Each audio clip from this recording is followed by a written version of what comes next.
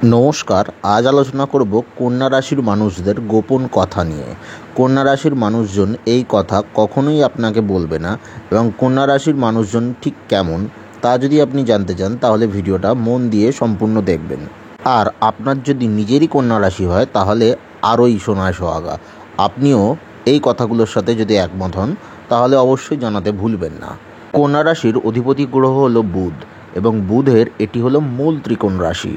ফলত কন্যা রাশির জন্য বুধ একটি অত্যন্ত গুরুত্বপূর্ণ গ্রহ। বুধকে বলা হয়েছে শাস্ত্রে বালক গ্রহ। আর তাই কন্যা রাশির মধ্যে প্রথম যে বৈশিষ্ট্যটি দেখা যায় সেটি হচ্ছে বালক, অর্থাৎ একদম কখনো কখনো বাচ্চাদের মতো হওয়ার স্বভাব। এবার যে কথাটি আপনাদেরকে বলতে চলেছি সেটি অত্যন্ত গুরুত্বপূর্ণ এবং গভীরভাবে রিসার্চের ফল। কখনো কখনো কন্যা রাশির মানুষদের মধ্যে এমন অদ্ভুত একগুঁয়েমি বা রাগ দেখা যায় যার কোনো কারণ অ্যাকচুয়ালি আপনি কখনোই খুঁজে পাবেন না। সে কেন রাগলো, কী জন্য রাগলো, কেন, কোন উদ্দেশ্যে, কী ভেবেছে, এটাই তো বালকের স্বভাব। তো কখনোই আপনি সেটা বুঝে উঠতে পারবেন না।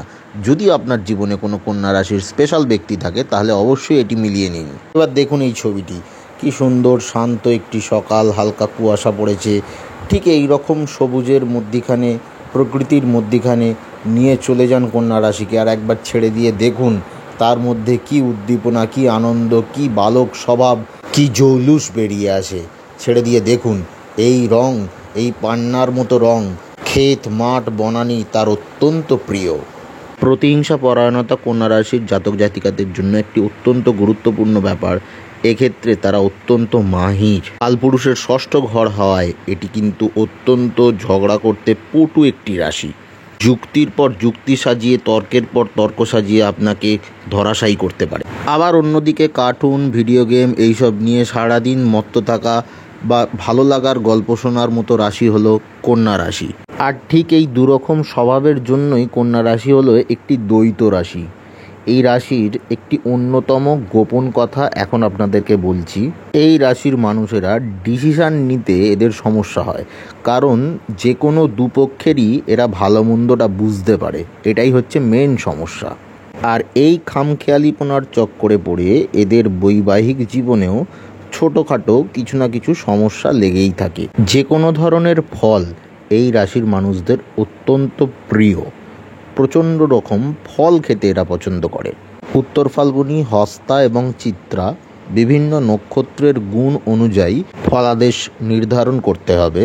তবে কন্যা রাশি বা লগ্ন যাই হোক না কেন, আপনার যদি কন্যা রাশি বা লগ্ন প্রভাবী হয় তাহলে এই ফলাদেশ কার্যকরী অবশ্যই হবে।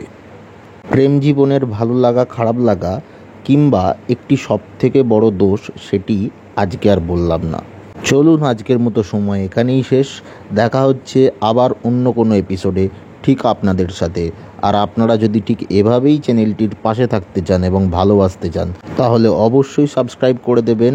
আর যদি যোগাযোগ করতে চান তার জন্য তো নাম্বার রইলই। যে কোনো ধরনের জেমস্টোন এবং জ্যোতিষ বিষয়ক আলোচনা, পরামর্শ ইত্যাদি যদি নিতে চান তাহলে যোগাযোগ করতে পারেন দেওয়া নম্বরে। ধন্যবাদ।